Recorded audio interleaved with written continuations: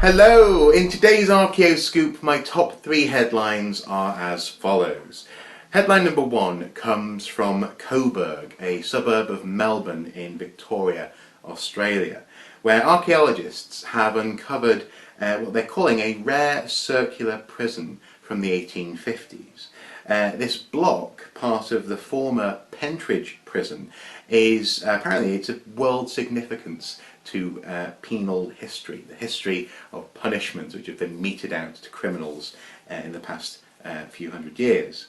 Next month the public will actually be able to visit the site, but what they'll see when they get there will actually be what's called a panopticon, kind of like a multi-winged building with a central hub from which prisoners can be observed centrally. Panopticon is it's a building shape, but it's also a sort of a sociological concept, the idea of having privacy minimized and having your every action observable by some central observer or power.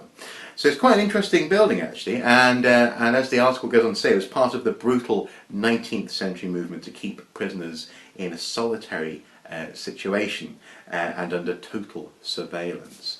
Now, interestingly enough, this headline that I'm highlighting isn't too far from where Rhys lives, and there's a small chance that he might at some point be digging on site.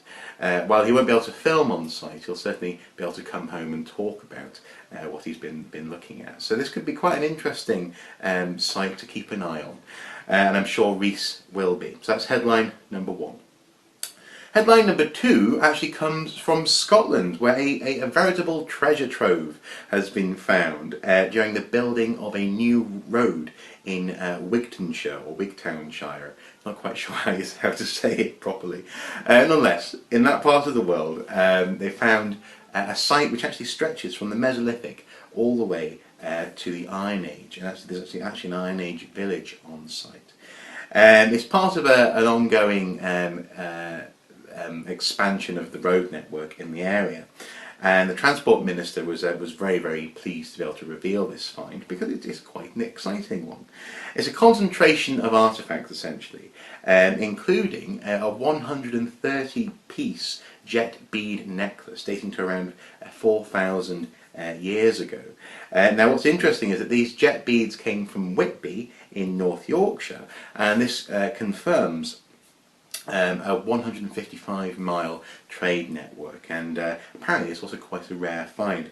As someone goes on to say, the necklaces are of particular interest because they are the first such necklaces to be uncovered from the southwest of Scotland. So again, another interesting story, and hopefully you'll enjoy reading about it. That's headline number 2. Headline number 3 is to do with the ongoing success of Project Nightingale, where military personnel, injured personnel for the most part, are given the chance to help excavate a site. In this instance, this is actually a dig in South Wales, in Caerwent, where a Roman site was uncovered. Fairly complicated buildings in this year's excavations were further investigated. It's well worth a read. I won't go into the details, but I thought I'd highlight it because it's one of the projects which we really enjoy seeing in action here at Archaeoscoop Towers. Now, the eagle-eyed and eared amongst you will remember that was actually a dig that I was supposed to be going on. I was meant to be down with Project Nightingale for the Caerwent dig, but unfortunately some work up here in the northeast of England got in the way of that. But I am scheduled to go and help with the next Project Nightingale excavation, which will be happening in the summer, and I believe that's a Saxon site, which between you and me I find more exciting anyway. So I'm looking forward very much to joining the team when they do their digging in the summer.